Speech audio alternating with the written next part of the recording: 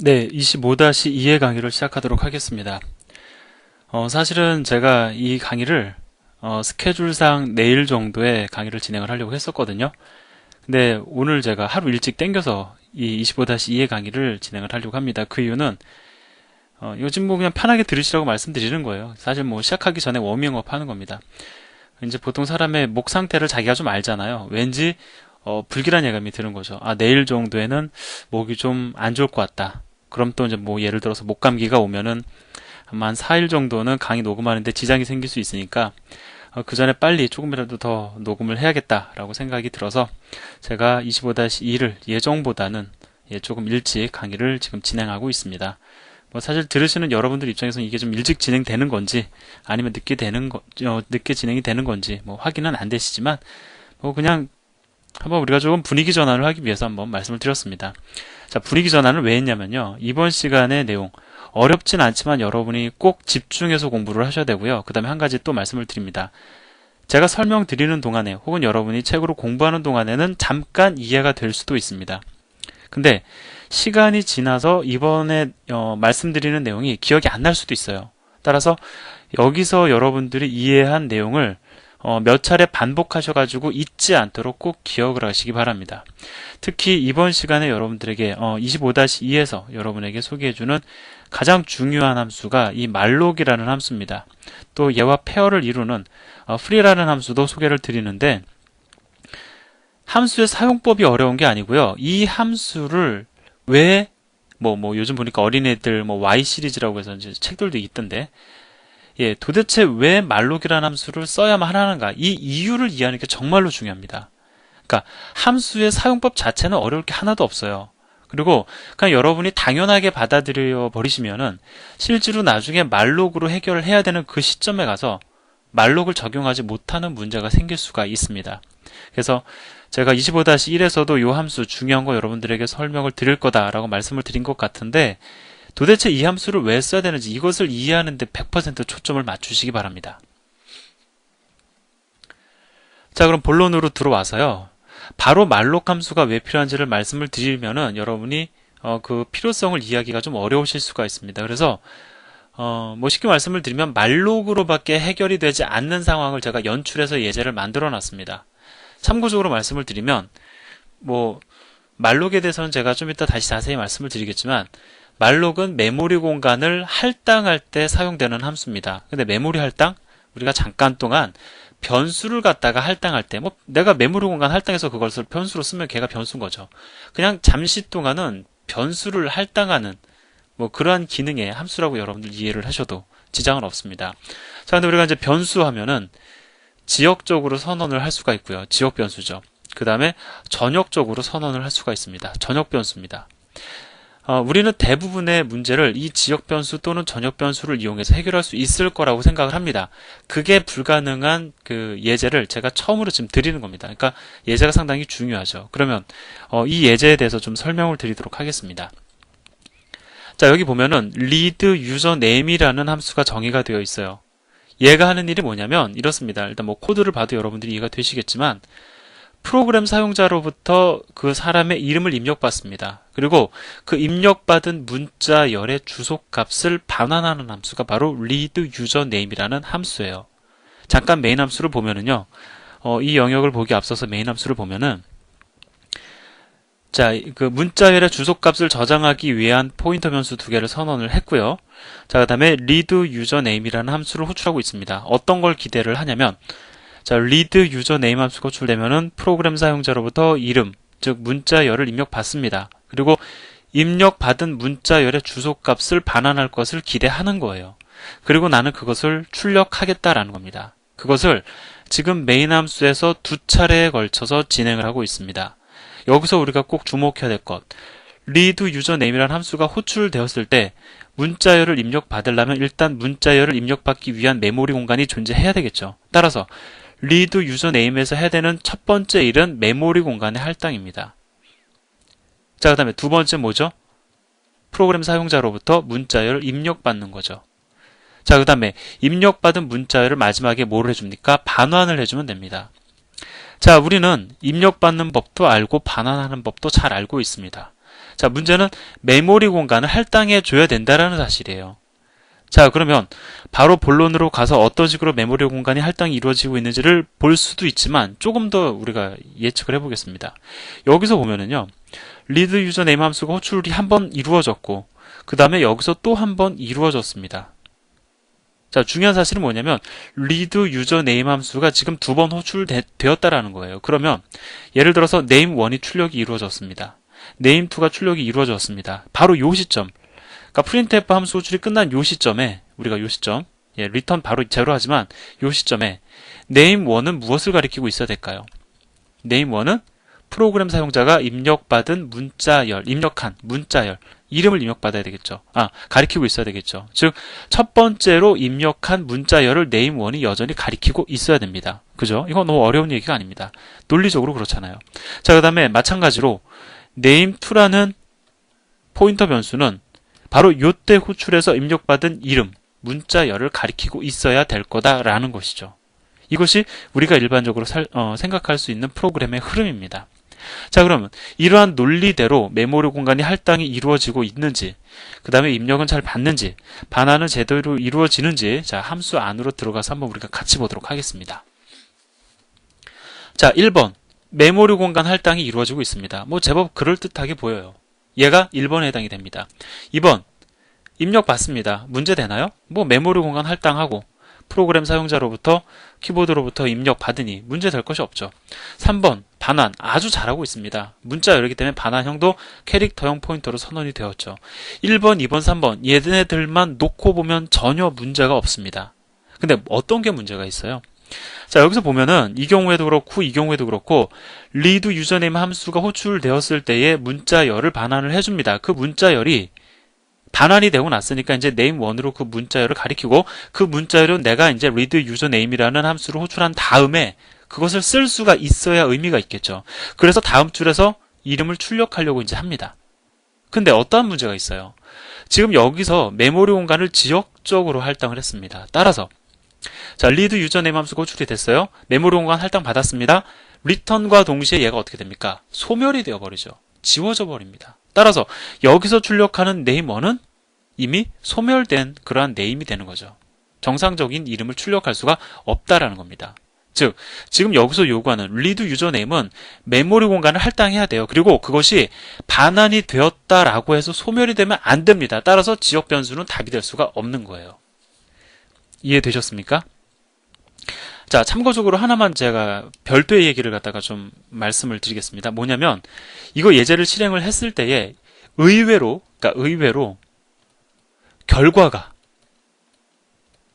OK로 보일 수가 있어요. 뭐냐면 지금 분명히 read user name이 반환이 됐죠. 그러니까 함수 호출에 의해서 문자열이 반환이 됐습니다. 그것을 출력을 하는데 문자열이 이름이 제대로 출력이 되는 거예요. 그럼 여러분들 궁금해하실 겁니다. 도대체 어떻게 제대로 출력이 이루어집니까? 얘 소멸됐는데. 자, 왜 그런지를 제가 좀 설명을 드릴게요. 우리가요, 요건 제가 지금까지 한 번도 말씀 안 드린 건데 요 특성을 여러분들이 알고 계시면 어떤 실행 결과에 대한 좀 유추가 좀 가능해집니다. 메모리 공간이 이렇게 있다고 가정을 해보죠. 그냥 뭐 참 단순하게 정말 2차원적으로 그렸습니다. 예, 우리가 메모리 공간을 2차원적으로 그냥 생각을 하자고요. 원래는 1차원적이다라는 것도 앞에서 저희가 말씀을 드렸는데, 자, 이름이 여기서부터 여기까지 저장이 됐습니다. 얘가 name이라고 가정을 하죠. 여기서 할당받은. 이 함수에서 할당받은 name이라고 가정을 하겠습니다. 자, 그러면 함수가 반환이 되면 얘는 소멸이 돼야 돼요. 보통 우리가 소멸이다라고 하면 지우개로, 이게 지금 지우개를 그린 건데 지우개처럼 보이실지 모르겠습니다. 키보드 같네요. 예, 지우개로 깨끗이 지울 것만 같은 생각을 하는데 실제로 이런 지우는 연산 안 합니다.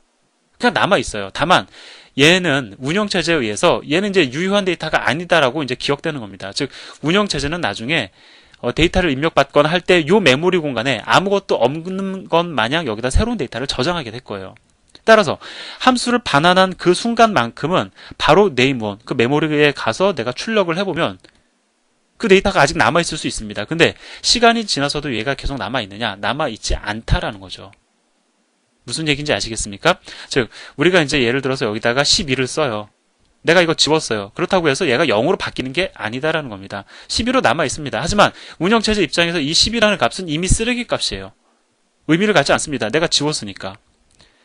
남아있긴 하지만 쓰레기 값이다라는 거죠. 때문에 여기에 의미 있는 값이 없기 때문에 의미 있는 데이터가 저장되지 않았기 때문에 새로운 메모리 공간을 할당을 하거나 아니면 변수를 선언해야 될 때 덮어 써가지고 여기다가 변수를 선언할 수 있다는 거죠. 즉 우리가 지웠다라고 하는 것 메모리로 실제로 가보니까 아직 남아있네라고 해서 이거 남아있다고 생각을 하시면 안 된다라는 겁니다. 그러한 현상에 의해서 분명히 지워졌음에도 불구하고 여기서 출력이 제대로 이루어질 수도 있는데 이것은 정상적인 출력이 아닌 즉 시간이 지나면 실제로 다른 데이터에 의해서 덮어 써져 버릴 의미를 갖지 않는 데이터다라고 여러분들이 이해를 하셔야 됩니다. 제가 지금 추가적으로 말씀드린 이 사실도 꼭 좀 기억을 해두셨으면 좋겠어요. 자, 그러면 이제 지역 변수가 지금 리드 유저 네임에 적합하지 않다라는 것은 여러분들도 느끼셨을 겁니다. 그럼 이제 바로 또 생각이 드는 게 뭐냐면 그러면 이 문제 혹시 전역 변수를 해결해야 되는 것 아니야? 라고 해서 이제 이렇게 코드를 100% 작성하려 들죠. 그렇게 이제 달려드시더라고요. 좀 오래전 저의 강의 경험을 비롯해서 말씀을 드리면. 자, 그럴듯해 보입니다.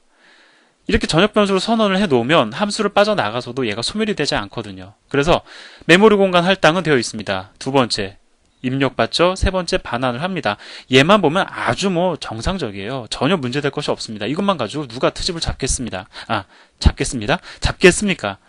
근데 뭐가 문제냐면 메인 함수를 보면 바로 그 문제점을 우리가 알 수가 있습니다. 자, 전역 변수는 내가 필요할 때마다 할당하는 그러한 변수가 아니죠. 한 번 선언이 되면 그건 고정입니다. 내가 지울 수도 없고 더 추가할 수도 없어요.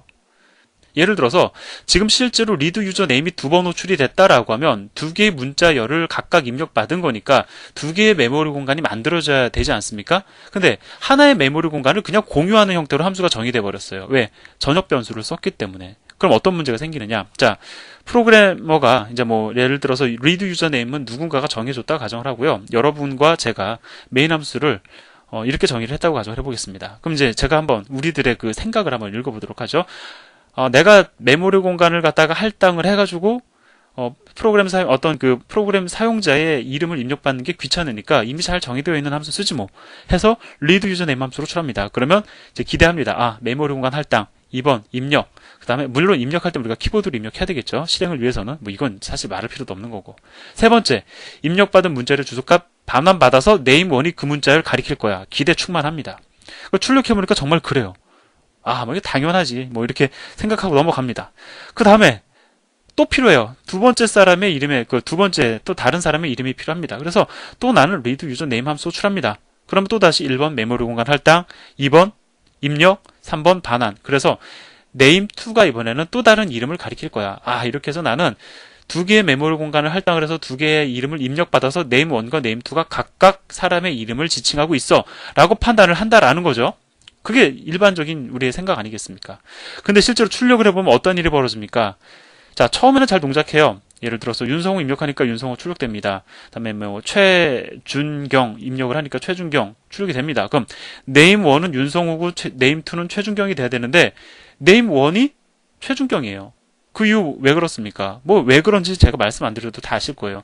네임을 갖다 덮어 써버리잖아요. 리드 유저 네임 첫 번째 호출되었을 때의 유효한 데이터, 그 데이터를 두 번째 호출될 때 그냥 덮어 써버리잖아요. 즉, name1과 name2가 다 똑같이 이 네임을 가리키기 때문에 당연히 이러한 현상이 벌어집니다. 자, 따라서 전역으로도 전역 변수의 형태로 선언된 배열도 답이 될 수 없다라는 겁니다. 자, 우리가 원하는 거 뭐예요 지금? 리드 유저 네임에서는 첫 번째 메모리 공간을 할당해야 돼요. 두 번째 입력 받아야 됩니다. 세 번째 반환을 해야 되는데 입력과 반환은 사실 문제가 되지 않습니다. 문제는 메모리 할당이에요. 전역 변수와 지역 변수로도 해결이 안 되죠. 그러면 어떠한 형태의 메모리 할당이 이루어져야 될지 잠깐 좀 생각을 해볼까요?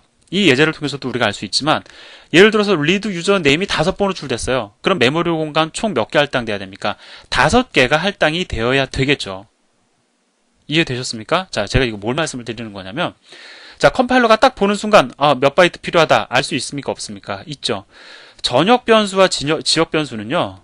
전역 변수와 지역 변수는 컴파일러가 판단이 됩니다. 몇 바이트가 필요로 하는지. 근데 리드 유저 네임이라는 함수를 보면서 리드 유저 네임에서 필요로 하는 메모리 공간은 몇 바이트다.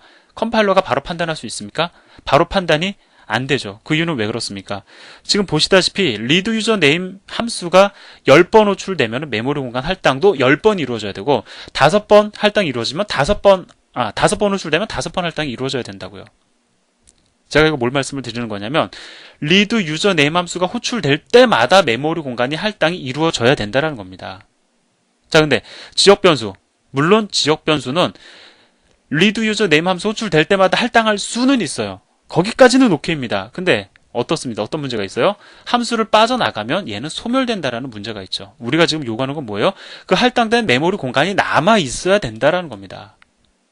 이해되시죠? 자, 그러면 뭐 정리해보면 지금 read user name에서 필요로 하는 것은 함수가 호출될 때마다 할당된 메모리가 할당이 이루어지고 그 다음에 그 할당된 메모리가 함수를 빠져나가도 남아 있어야 된다. 이 두 가지 조건을 만족시키는 변수의 선언, 그러한 배열의 선언이 필요한데 그것은 분명 지역 변수와 전역 변수는 아니다라는 것이죠.